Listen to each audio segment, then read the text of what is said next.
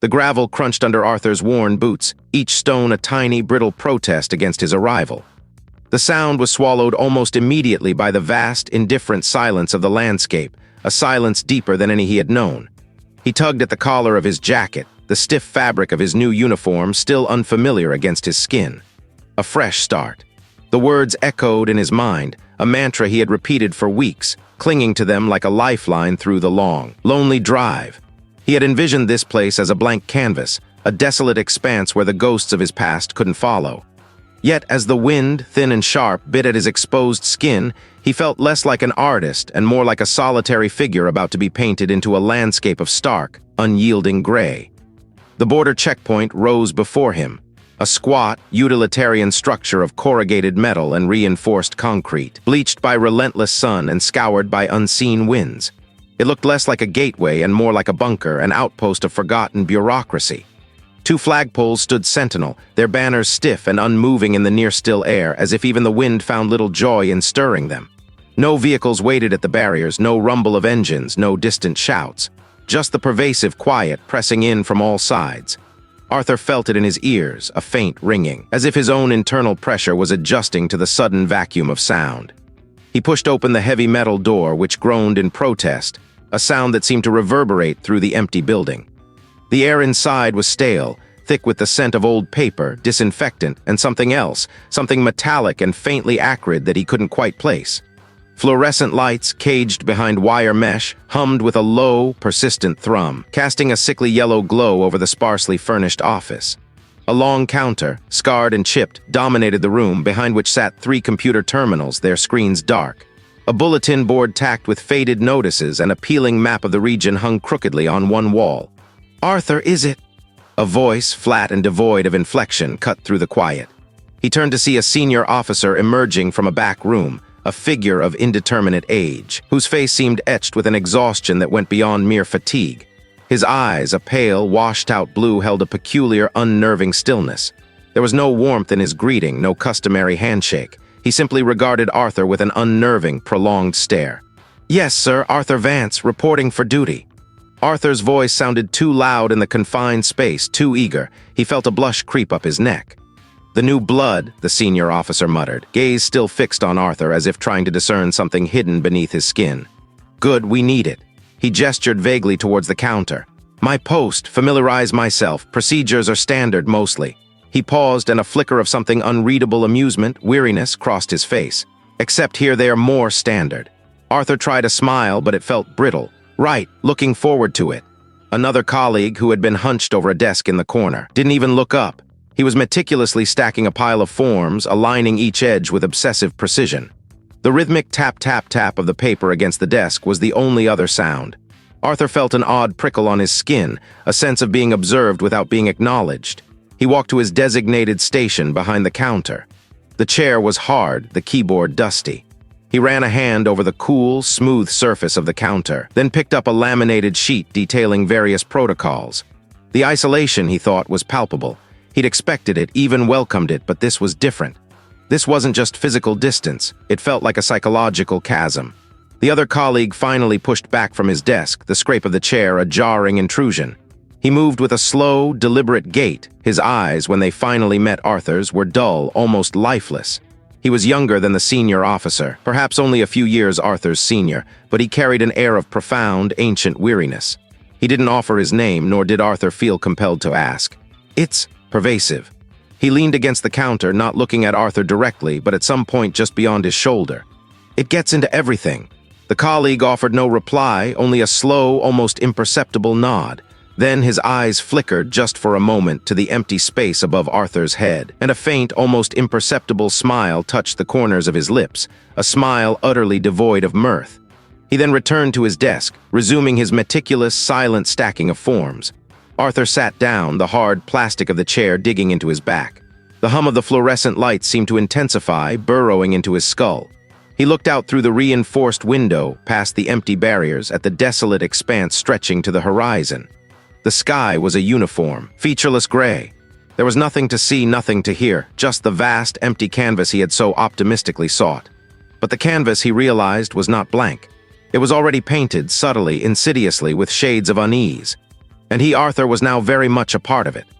The sparse heating of the border checkpoint did little to ward off the insidious chill that seemed to emanate from the very walls, a cold that seeped into Arthur's bones, deeper than any winter air. He tried to tell himself it was just the isolation, the sheer emptiness of the surrounding landscape pressing in.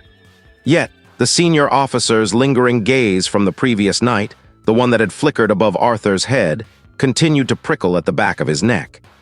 He tried to dismiss it as a trick of the light, a figment of his tired imagination, but a knot of unease had already begun to tighten in his stomach. His first full shift began with the same monotonous hum of the ancient fluorescent lights that cast a sickly yellow glow over everything.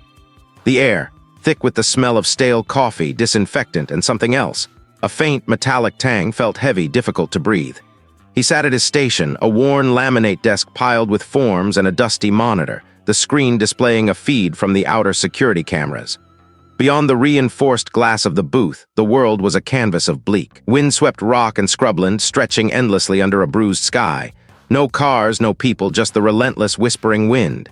He meticulously checked the logbook, ran routine database queries, and stared at the empty road. He told himself this was what he wanted: peace, quiet, a chance to start over. But this wasn't peace, it was a vacuum threatening to pull him in. Then a flicker on the monitor, a vehicle, his senses sharpened. Arthur straightened, a surge of professional alertness momentarily eclipsing his unease. He watched as it pulled up, the engine idling with a low thrum that vibrated faintly through the glass. He ran the standard preliminary checks, confirming the license plate and vehicle type against the system. Everything appeared normal. He activated the intercom. "Good morning. Please present your identification and travel documents." No response. Arthur waited, a slight frown creasing his brow. "Sir, I need to see your documents." Still nothing. A prickle of irritation joined the unease. This wasn't unusual. Some travelers were stubborn, others simply deaf. Arthur sighed, preparing to step out for closer inspection when the engine note subtly changed. It was a faint, almost imperceptible shift, but it was there. The vehicle wasn't just idling anymore, it was beginning to move. "Hey, stop!" Arthur called out, his voice sharp. He watched, incredulous, as the sedan slowly, deliberately began to drive through the checkpoint without stopping, without clearing customs.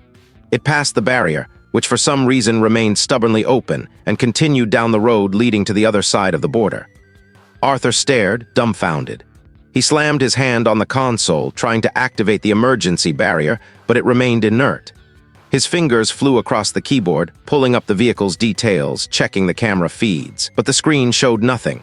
The sedan was gone, not just gone from the live feed, but gone from the recorded footage of the past 5 minutes. The log entry for the vehicle he had just confirmed, it was no longer there. His own preliminary checks, the ones he had just performed, were absent. It was as if the car had never existed. His breath hitched. He closed his eyes, then opened them again, scanning the monitor. Empty. He stood up, pressing his face against the cold glass of the booth, straining his eyes against the desolate landscape.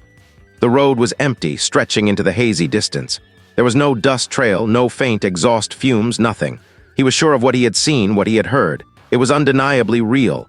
He snatched up the internal phone, his hand trembling slightly, and dialed the senior officer's extension. The line crackled before a gruff voice answered. "Yes, sir. Arthur just had an incident. It's not on the logs, and I can't find any camera footage of it." Arthur tried to keep his voice steady, professional, but a tremor betrayed him. Then a low chuckle. "A ghost car, Arthur? Are you sure you're fully awake? Long shifts can play tricks." "No, sir, Arthur, I'm positive. Arthur saw it. Arthur spoke to the driver, or tried to. It just vanished, and the logs are blank." He heard his own voice rising, a frantic edge creep. "Calm down, Arthur. You're new here. The system can be a bit finicky, probably a glitch, or you just missed it. Maybe it turned around before the main gate, happened to drive past an old blind spot." The senior officer's tone was dismissive, almost patronizing. "Just reset your terminal and carry on, and maybe get some coffee." "But..." "No buts, Arthur. We've all been there. Get some rest when your shift ends. Just keep an eye out for actual vehicles, all right." The line went dead. Arthur stood there, the receiver still pressed to his ear, listening to the dial tone. He slowly lowered it, his mind reeling. He hadn't imagined it. He couldn't have. The details were too vivid, too concrete. He walked over to the adjacent booth where a colleague, older and perpetually hunched over a steaming mug, was meticulously polishing his glasses. "Excuse me," Arthur began. "Did you see anything unusual just now?" "No, nothing's come through for hours." "You feeling all right, Arthur? You look a bit pale." His voice was flat, devoid of genuine concern, but the way his gaze lingered, unblinking, made Arthur's skin crawl. There was something in those eyes, a flicker of something knowing, something that suggested he wasn't just dismissing Arthur's query, but was aware of the truth and deliberately choosing to conceal it.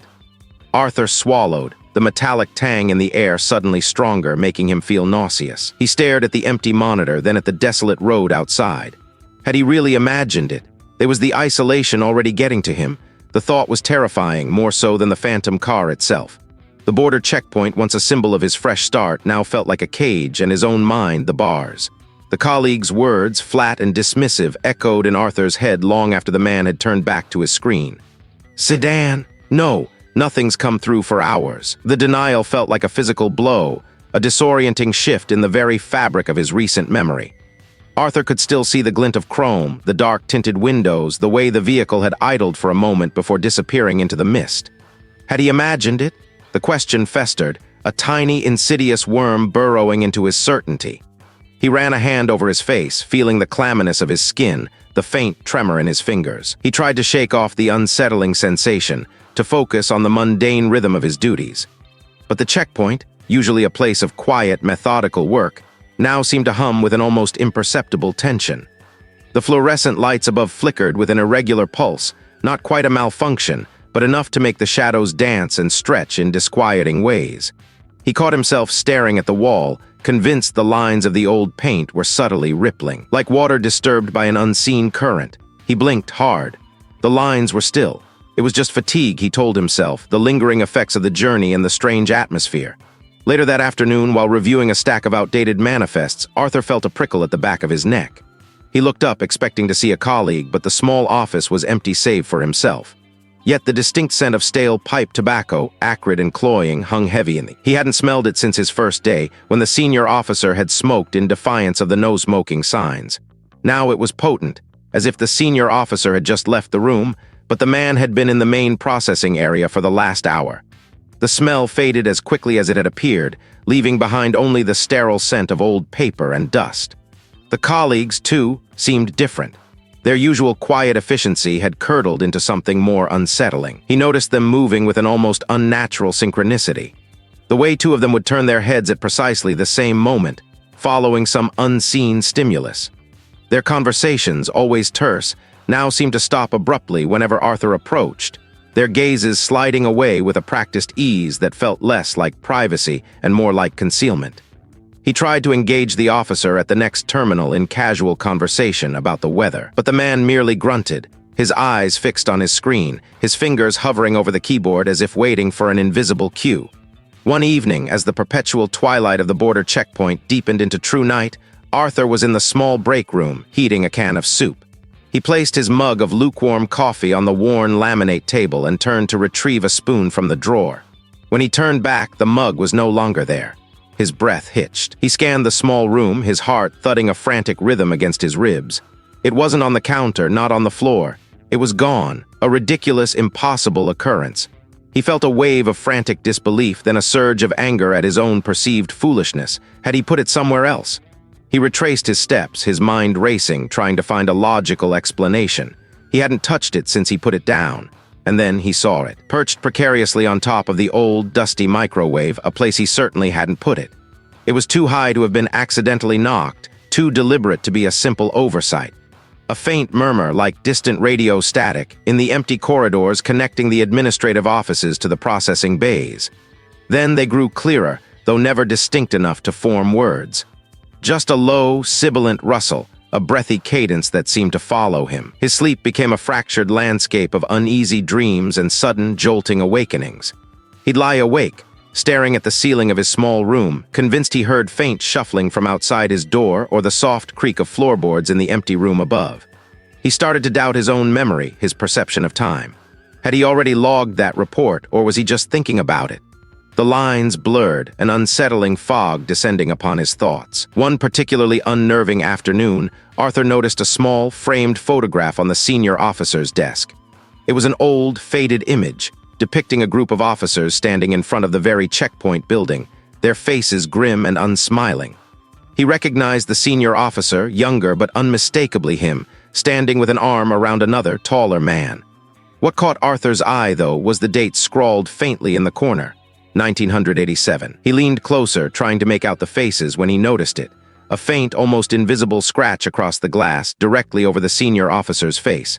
It looked less like damage and more like a deliberate mark, a scar on the image itself.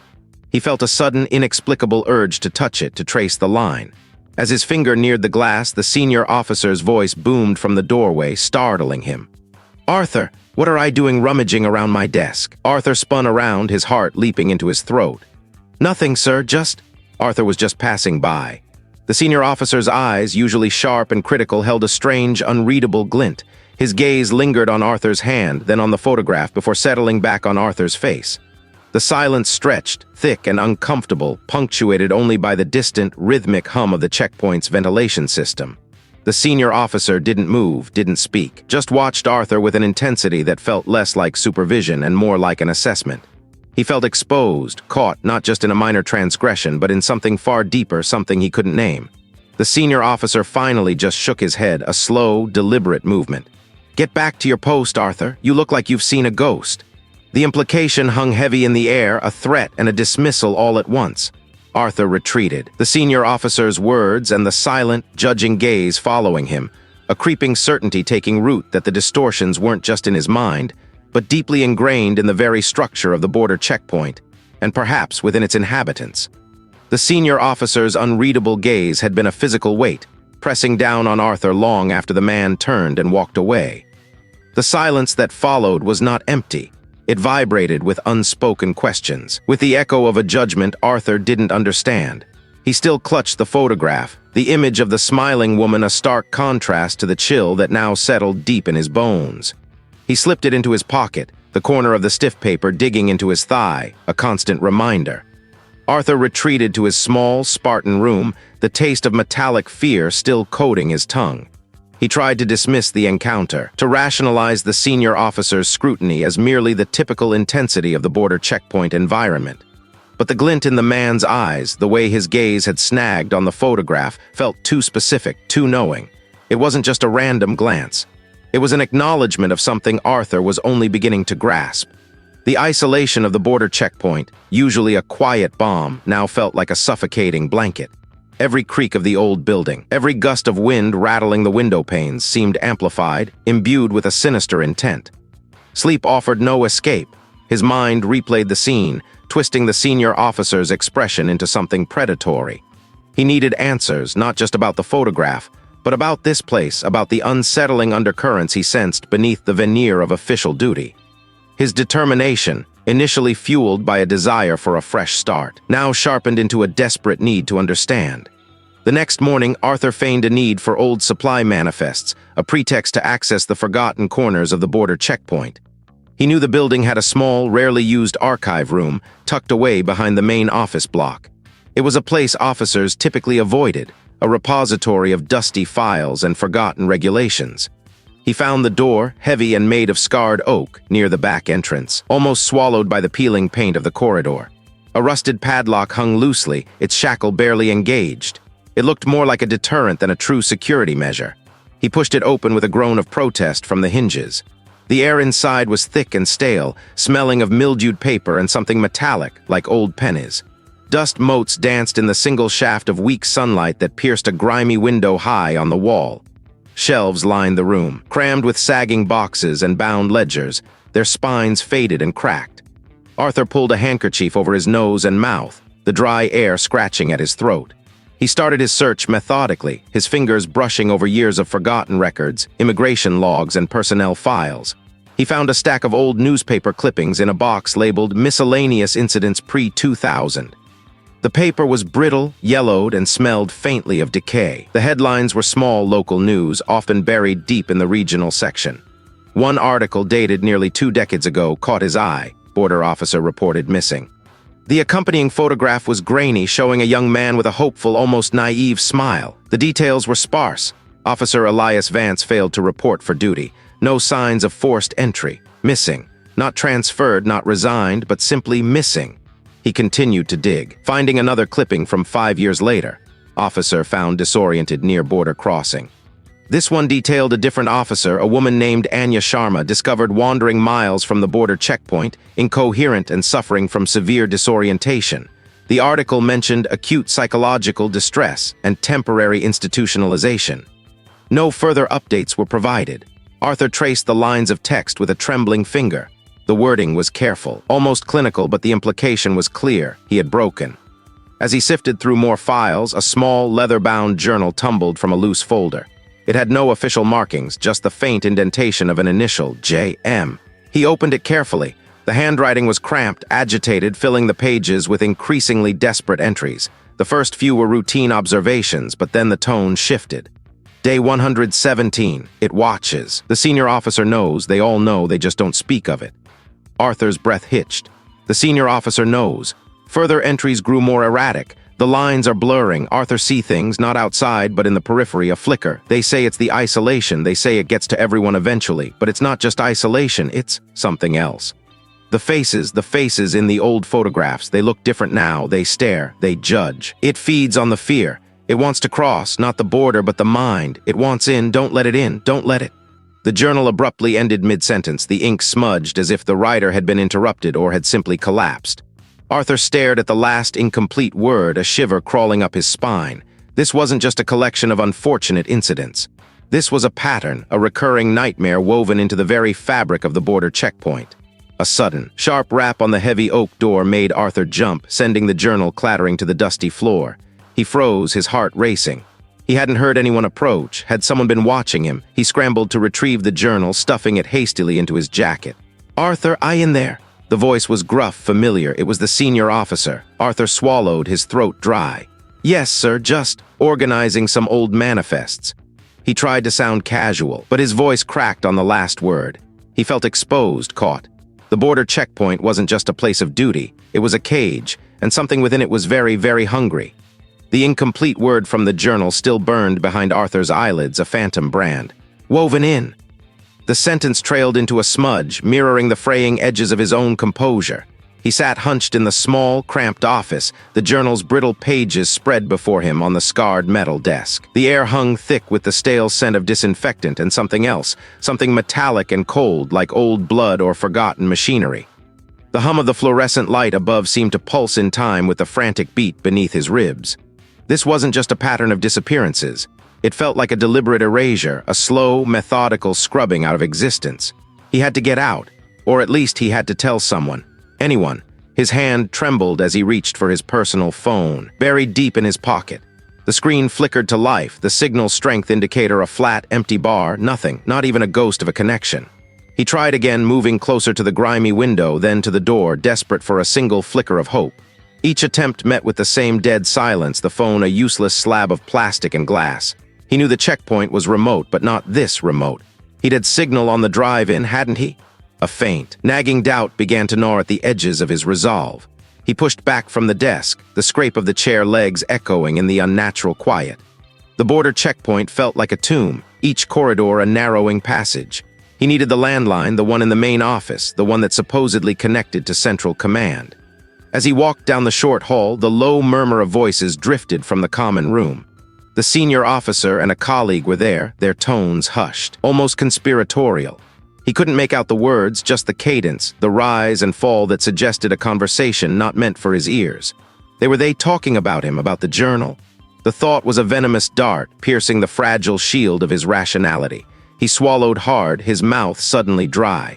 He continued past the common room, forcing himself to walk with an even stride, as if he hadn't heard a thing. He could feel eyes on him, a prickling sensation on the back of his neck, though he didn't dare turn. He knew with a certainty that curdled his stomach that the senior officer had stopped speaking, was watching him. Reaching the main office, Arthur grabbed the heavy black receiver of the landline. He punched in the number for the regional office, his fingers fumbling. He waited and waited. He tried again, then another number, a contact he had for a friend in the capital. No answering machine, no busy signal, just the sound of a phone ringing in an empty room somewhere far, far away. He slammed the receiver back into its cradle, the plastic clatter jarring in the quiet. Was the line dead, or was it simply disconnected? He glanced at the radio console, a bulky, archaic piece of equipment. He'd seen the senior officer use it, but only for brief, cryptic exchanges with what sounded like local patrols, never anything further afield. He flicked the power switch. He tried tuning it, twisting the worn knobs, but all he got was a cacophony of white noise, or sometimes a garbled, distorted voice that seemed to speak in tongues. He couldn't make out a single coherent word. It sounded like the radio was trying to communicate from another dimension, not just another county. A shadow fell across the doorway. Arthur jumped, spinning around. It was the senior officer, leaning casually against the frame, a faint, unreadable smile playing on his lips. "Having trouble, Arthur?" His voice was low, smooth, but held an undertone that sent a shiver down Arthur's spine. "Just trying to get a signal," Arthur managed, his voice hoarse. "My phone's dead and the landline won't connect." The senior officer merely nodded, his gaze unwavering, almost amused. "Remote place this. Signal can be patchy, especially with the storms rolling in." Arthur hadn't seen any storms, only the same desolate, unchanging sky. Best to rely on the official channels, when they're working, of course. He pushed off the frame, moving slowly into the room, his eyes never leaving Arthur. "Something important I needed to discuss with the outside world?" The question hung in the air, heavy and loaded. He couldn't tell him about the journal. He couldn't tell him about the creeping suspicion that this place was cursed, that the senior officer himself might be part of it. He felt like a mouse caught in a trap, the cheese tantalizingly close, the jaws ready to snap shut. "No," Arthur lied, forcing a casual shrug. "Just checking in with a friend, family." The senior officer's smile widened a fraction too much, revealing teeth that seemed a little too sharp. "Of course, loneliness can play tricks on the mind out here. Best to keep busy. Plenty of paperwork to file, isn't there?" He gestured vaguely at the stacks of forms on Arthur's desk, then turned and walked away, his footsteps unnervingly silent. Arthur stood frozen, the static from the radio still hissing, a constant reminder of his utter isolation. He was trapped. The communications were down or sabotaged or simply non-existent, and his colleagues, the only other living souls for miles, were watching him, their faces masks he could no longer trust. The border checkpoint wasn't just remote, it was a cage, and the bars were closing in. He felt his sanity fraying, each unanswered call, each knowing glance, chipping away at the foundation of his mind. He was alone, truly alone, with a terrifying pattern of disappearances and a growing certainty that the threat wasn't something to be stopped at the border, but something that had already taken root deep within the very walls, and perhaps within the minds of those who manned it. Arthur tried to make sense of the senior officer's words. Loneliness can play tricks on the mind out here. The phrase echoed, thin and sharp, in the cavernous silence of the border checkpoint. He stared at the stacks of forms, their blankness accusing, their edges crisp and unforgiving. The fluorescent lights above hummed a low, unsettling drone, casting long, distorted shadows that danced with the periphery of his vision. He gripped the edge of his desk, the cold metal a small anchor in a sea of encroaching uncertainty. He couldn't shake the feeling that the senior officer knew something he wasn't letting on. Not just about the checkpoint's history, but about Arthur himself. The way his eyes had lingered, the unsettling stretch of his smile, it was a predator's gaze, not a colleague's. Arthur felt a surge of defiance. He wouldn't let his mind play tricks on him. He would find answers. His gaze fell upon a locked cabinet tucked away in a dusty corner, beneath a grimy window that looked out onto the desolate, fog-shrouded no-man's land. He'd seen the senior officer glance at it once, a fleeting, proprietary look. It was old, a relic from an earlier iteration of the border checkpoint, its paint peeling like sunburnt skin. Arthur remembered a cryptic remark from a cleaner about old records being stored there, things best left undisturbed. That was all the invitation he needed. The air grew heavy with the smell of stale paper and damp concrete as Arthur approached the cabinet. He tried the handle. It was firmly locked. He rummaged through his desk, then the senior officers, searching for a key. Nothing. His fingers brushed against a loose floorboard near the cabinet, slightly raised. Curiosity overriding caution, he pried it open with a letter opener. Inside, nestled amongst dust bunnies and forgotten staples, lay a single tarnished brass key. It felt ancient, heavy with a history Arthur was desperate to unearth. The lock groaned in protest as he turned the key. A metallic tang like old blood and rust filled the small space as the cabinet door creaked open. Inside, not files, but a single leather-bound journal. Its cover was worn smooth, the pages brittle and yellowed. He pulled it out, a tremor running through his hand. The journal wasn't a logbook, it was a personal account written in a spidery, frantic hand. The entries detailed the deteriorating mental state of a previous officer at this very border checkpoint. The scrutiny never ends, one entry read. Not of the travelers, but of us, it feeds on our doubts, our second guessing. The more we question, the stronger it grows. Another dated weeks later. The line. It blurs between the legitimate and the imagined. What if there is no difference? What if the border isn't a place to stop things from coming in, but a place to keep things from getting out? Arthur's breath hitched. He flipped to the final entry, scrawled almost illegibly. They are not my colleagues, they are extensions, the eyes, the questions, the process itself, and Arthur. He looked up from the journal, his eyes scanning the familiar office space, now imbued with a sinister new meaning. The stacks of forms, the surveillance monitors, the very air conditioning vent that hummed above him, they were all part of it. The border checkpoint wasn't just a location, it was a mechanism, a finely tuned psychological trap. It was the collective weight of every question ever asked, every doubt ever sown, every fear ever harvested. It fed on the uncertainty, on the blurring of reality, on the very act of scrutiny that was his job. It wasn't solid, but a distortion in the air, a ripple in his perception. It coalesced into a familiar silhouette.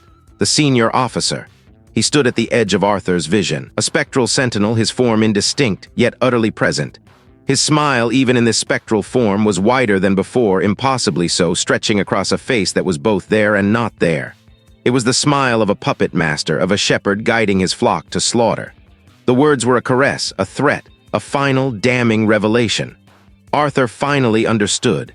The past he'd tried to escape, the solace he'd sought in this remote posting, it was all irrelevant. He hadn't come to a border checkpoint. He had walked directly into a maw.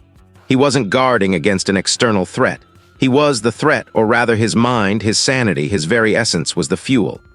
The border wasn't a line between countries, but a permeable membrane between sanity and its opposite, and he was being drawn across it, not by force, but by the insidious, relentless process of the place itself. He was not an officer. He was a captive. His duties were not to protect, they were to perpetuate the cycle. The entity didn't cross the border, it was the border, and it had consumed him wholly. The walls of the border checkpoint seemed to pulse, to breathe, exhaling the stale, metallic air of 1,000 forgotten fears. His reality shattered, not with a bang, but with the quiet, suffocating certainty of absolute, inescapable horror. A cold dread, far deeper than any chill in the room, seeped into Arthur's bones. The stacks of forms, the surveillance monitors, the very air conditioning vent that hummed above him, they were no longer inert objects. They felt like extensions of the invisible force detailed in the brittle pages, silent witnesses to generations of unraveling minds. A metallic tang, like old blood or ozone, seemed to cling to the stale air, sharpening the edges of his paranoia. He tried to push away the words, to dismiss the journal as the ramblings of a man broken by isolation, just as the senior officer had suggested. But the meticulous detail, the precise dates, the chilling progression from unease to terror, it resonated with the subtle shifts he'd felt himself, the way the border checkpoint had begun to twist his perceptions.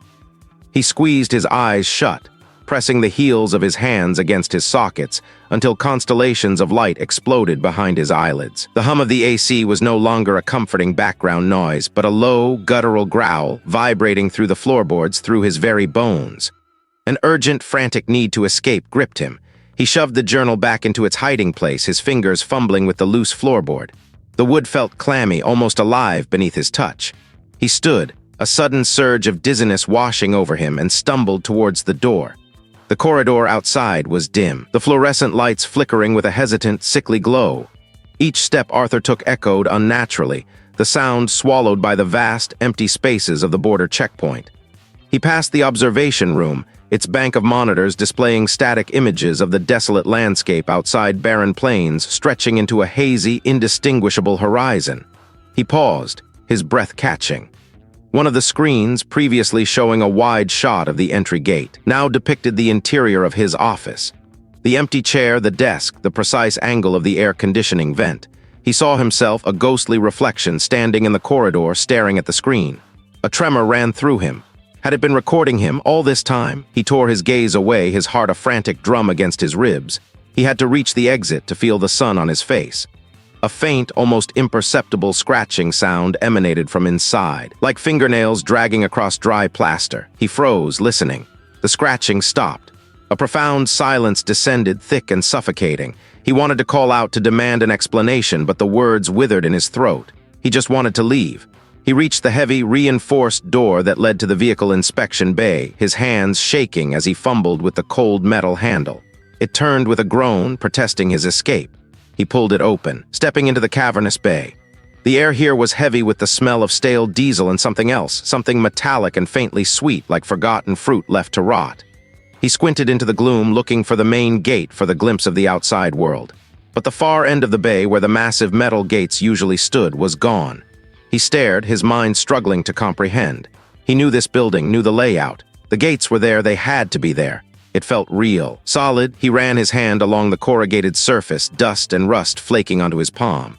He walked its entire length, searching for a seam, a hinge, any indication that it was merely a temporary barrier. Nothing, just an unbroken wall. He spun around, looking back towards the door he'd entered through. He ran back, stumbling, his breath ragged. He pulled the door open and looked out into the corridor. He looked back into the bay. The solid wall remained. He closed his eyes, squeezing them tight, trying to force his mind back into order. He counted to 10, slowly, deliberately. He opened them again. The wall was still there. He was trapped, not by a locked door or a physical barrier, but by something far more insidious. The border checkpoint wasn't just a building anymore. It was a shifting, malevolent entity, changing its form to deny him egress, to keep him within its grasp. The journal's warnings, the senior officer's strange pronouncements, his own creeping paranoia, it was all true. The checkpoint fed on perception, on sanity.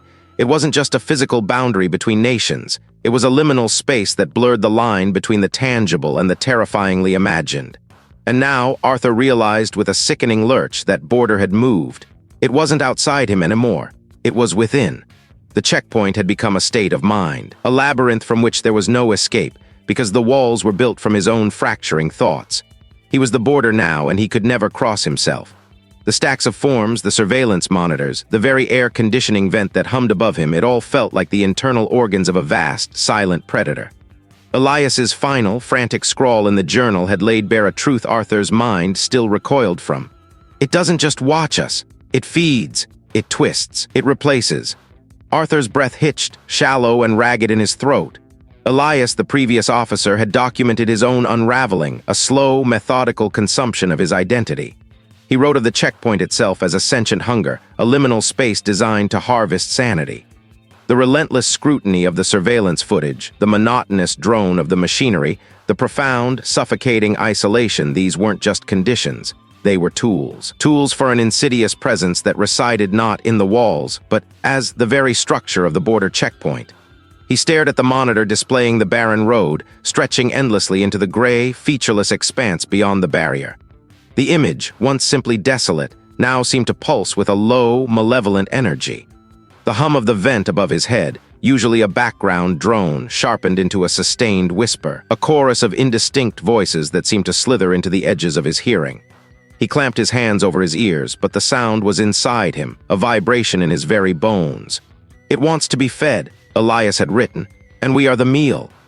A tremor ran through Arthur's hands. He tried to rationalize, to dismiss it as the ramblings of a broken mind, a desperate attempt by Elias to make sense of his own breakdown. He had felt it too, hadn't he? The subtle shifts in memory, the fleeting images at the periphery of his vision, the growing certainty that his own thoughts were no longer entirely his own. He pushed back from the desk, the worn chair scraping loudly on the linoleum floor. He needed to get out. But where would he go? As if summoned by his desperate thought, the senior officer appeared in the doorway, their face a mask of placid indifference. Their eyes, though focused on Arthur, seemed to gaze through him, past him, into some distant internal landscape, their echoes, vessels. "Everything in order, Arthur?" The senior officer asked, their voice flat, devoid of inflection. It was the same question asked every shift, every day, every endless cycle. Arthur opened his mouth, but no words came. His tongue felt thick, his throat constricted. He wanted to scream, to confess everything, to beg for help. But what would he say? That the border checkpoint was alive, that it was eating his mind. They would just smile, that same vacant smile. He wasn't trapped in the checkpoint, he was becoming of it. It was Elias's, then the senior officer's, then a succession of other faces he didn't recognize, all with the same empty, watchful eyes. The faces blurred, merging into a single, distorted visage that was both himself and a multitude of others. The senior officer stepped further into the room, their presence a heavy, suffocating blanket. "You look settled," they observed, a faint, unsettling smile playing on their lips. "Good, we like that here." He picked up the pen from the desk. His hand, once trembling, was now steady. He found a blank page in the journal just after Elias's final entry. He began to write. The words flowed easily, effortlessly, as if dictated by some unseen hand. He wrote about the road, stretching into the gray, the barrier, the forms, the endless, unchanging routine. He wrote about the presence, not as an external threat, but as an integral part of the experience, a comforting, familiar hum. He filled the page, then another, his handwriting beginning to mirror Elias's, the loops and slants becoming sharper, more angular. He felt no fatigue, no hunger, only a profound, quiet contentment. The border checkpoint hummed around him, a symphony of shared consciousness. When he looked up, the senior officer was gone. The door was closed. The monitors flickered, displaying the unchanging road. Arthur glanced down at the journal. His own name was nowhere to be found among the recent entries. Elias, asterisk.